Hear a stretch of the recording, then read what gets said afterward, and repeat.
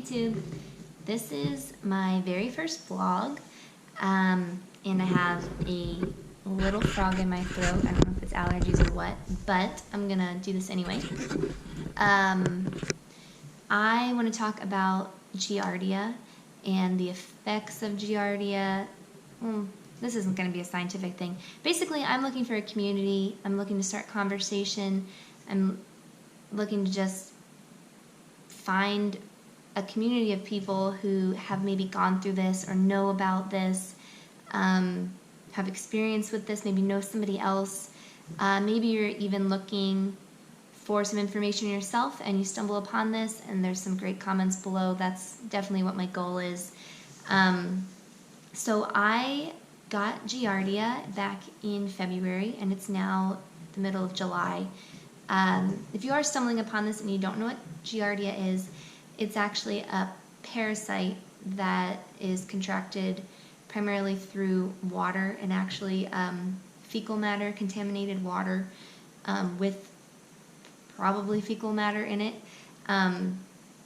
So it's a terrible little parasite that attaches to your intestinal wall and just knocks you out. Well, it knocked me out anyway.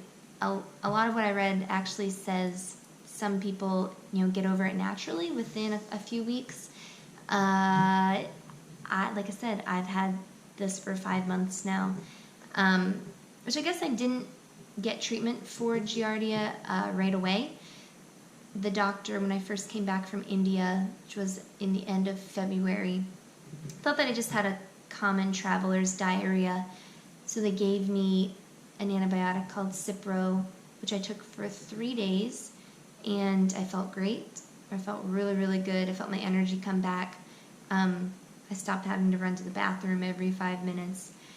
But then the day I ended the antibiotic, it all started again, and it seemed much, much worse. So I then got a 10-day antibiotic for Cipro, and then I had a doctor friend actually, somebody just really scared me away from antibiotics. He said that it, is really damaging to your body, and I guess he sways a little more natural. So I didn't finish the antibiotic completely. I think I stopped with only 2 days left, but I figured, I took it for 9 days, or 8 days, what's 2 more? And I was feeling great. So I just ended it. So that was probably the middle of March. I then felt great. From March until about the middle of May, I started getting really sick really, really quickly. I had zero energy. Thankfully, I work from home most of the time. I would just sleep literally all day and wake up every couple of hours and just do some emails. Also, my job, I don't have to, a lot of my work can be done after hours. It's a lot of emails and spreadsheets. So thankfully, I didn't have to be on duty 24 hours a day, because I was just wiped out. I was just running to the bathroom constantly, zero energy, not myself, depressed.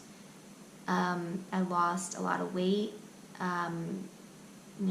about 10 pounds, which I'm not a large person, so 10 pounds is quite a bit. So I went back to the doctor. I was trying not to be dramatic about things also, and I thought, your body takes time to heal. I just didn't want to go to the doctor a lot. I'm not one to want to run for medical help right away. But I figured this is pretty serious, especially with how dehydrated I was becoming, and I couldn't keep up, especially with how much I was going to the bathroom. I was feeling dizzy a lot, which I know is a pretty big sign of dehydration. So I went to the doctor, and we did parasite testing and all of the tests that they do with stool, and it came back positive for Giardia, which I guess I should mention, I was in the northern part of India. I was in Jodhpur, and I was in Delhi. I was there for work, so I was in a lot of factories. I was not in very touristy areas for a lot of the trip. I was super safe. I didn't eat any vegetables, uncooked raw vegetables. I only drank bottled water. I did brush my teeth with tap water a couple of times, which I guess I shouldn't have done. Maybe that's why I got this. But it's really hard to brush your teeth with bottled water, especially when you're kind of stranded in a hotel room with little access. I wanted to keep my water to drink at night.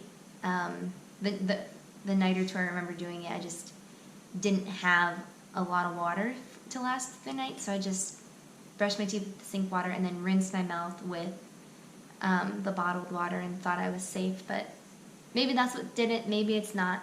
I really don't know. No one's ever gonna know. So anyway, I took the antibiotic for Giardia after it came back positive, an antibiotic called Flagyl, and that was a 10-day prescription. And again, at this point, I really don't want to take any more antibiotics, but I do it anyway just because I'm so desperate, and I've never felt more sick in my whole life. And I just felt my energy come back, and like 3 days in, I felt like myself again. I was happy. I had energy. I could move around. I didn't have to sleep all day. I ate lunch outside. I had a picnic. So anyway, that was in May. 6 weeks later brings us to now, and I'm starting symptoms again where I have days where I have diarrhea. I am having a couple days. I had a couple days a week or two ago where I was vomiting for whatever reason. So I was just to the doctor yesterday because there was actually blood in my stool. So I was a little concerned. I talked to my doctor about going to see a nutritionist, and she actually completely dismissed the idea, which I don't understand why. I just think eating the right foods, eating foods that are going to promote healing, finding out what supplements I should be taking, if any, to help get better quicker. Like, I'm just done with this. I've dealt with this for 5 months, and I'm so over it. So anyway, I